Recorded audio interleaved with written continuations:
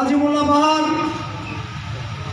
ফটিকছড়ি প্রধান বক্তা হিসেবে উপস্থিত আছেন ফটিকছড়ি উপজেলা বিএনপির সংগ্রামী সদস্য সচিব জনাব জহির আজম চৌধুরী সহ ফটিকছড়ি উপজেলা বিএনপি অঙ্গ ও সহযোগী সংগঠন বক্তব্য ইউনিয়ন বিএনপি এবং বিএনপির ওয়ার্ড থেকে আগত বিএনপি অঙ্গ ও সহযোগী সংগঠনের নেতৃবৃন্দদেরকে আমি সালাম জানাচ্ছি। আসসালামু আলাইকুম রহমতুল্লাহি ওয়া বারাকাতুহু। সংগ্রামী ভাই বন্ধুগণ, আজকে দ্বিবার্ষিক সম্মেলন। এর আগে আহ্বায়ক কমিটি হয়েছিল, তখন বিএনপির দুর্দিন ছিল।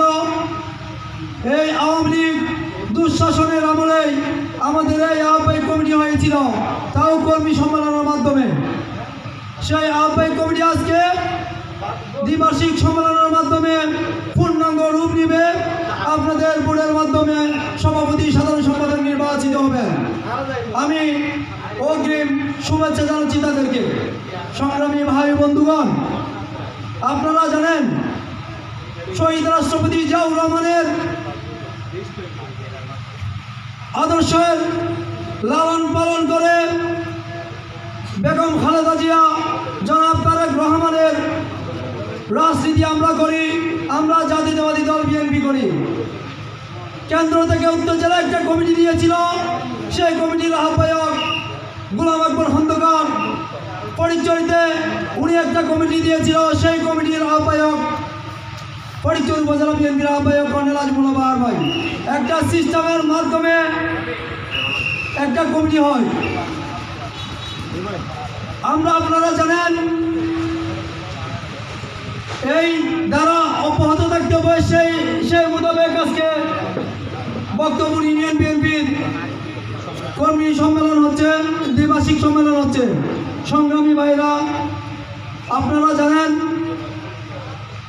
এই স্বৈরাচার সরকার যেভাবে দুঃশাসন চালিয়েছিল, আমরা চাই না আগামীতে এই স্বৈরাচার এই আওয়ামী লীগ সরকার সামনে কোনদিন ক্ষমতায় আসতে পারে বা রাস্তায় নামতে পারে, সেই সুযোগ আমরা দিব না।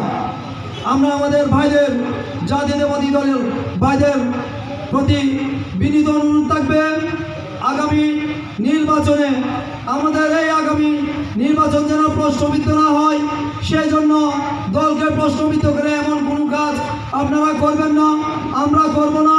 আমরা তারেক রহমানের হাতকে শক্তিশালী করব। ফটিকছড়ি উপজেলা বিএনপির আহ্বায়ক অবসরপ্রাপ্ত কর্নেল আজিমুল্লাহ বাহার ভাইকে বারবার শক্তিশালী করব। এরপরে আমি আমার বক্তব্য এখানে শেষ করছি। বাংলাদেশ জিন্দাবাদ, বাংলাদেশ জাতীয়তাবাদী যুব দল জিন্দাবাদ, তারুণ্যের অহংকার জনাব তারেক রহমান জিন্দাবাদ, ফটিকছড়ি উপজেলা বিএনপির আহ্বায়ক কর্নেল আজিমুল্লাহ বাহার ভাই জিন্দাবাদ। সবাইকে ধন্যবাদ। আসসালামু আলাইকুম রহমতুল্লাহ।